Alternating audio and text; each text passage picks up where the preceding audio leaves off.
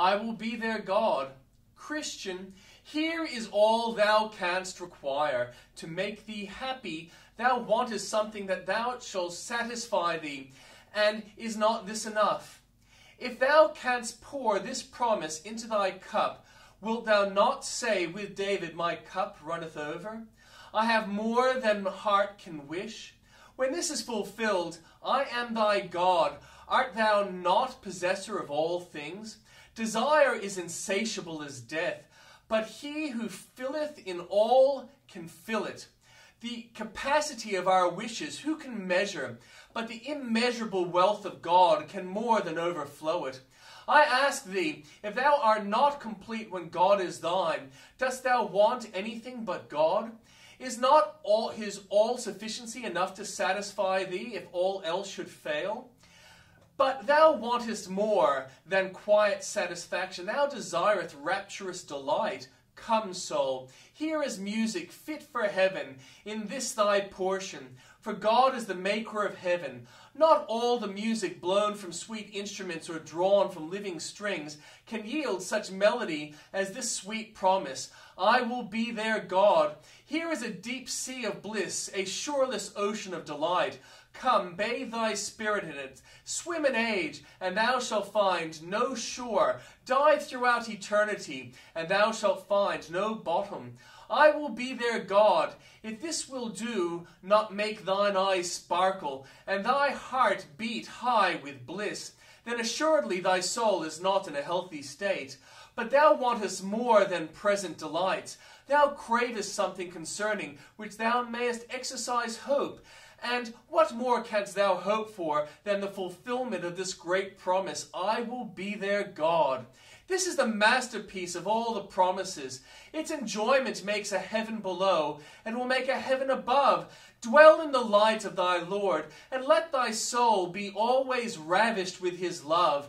Get out the marrow and fatness which this portion yields thee. Live up to thy privileges, and rejoice with unspeakable joy. Serve the Lord with gladness. Delight in divine service is a token of acceptance.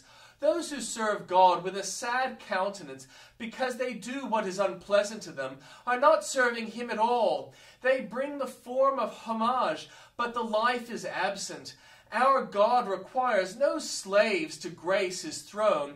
He is the Lord of the empire of love, and would have his servants dressed in the livery of joy. The angels of God serve him with songs, not with groans. A murmur or a sigh would be a mutiny in their ranks.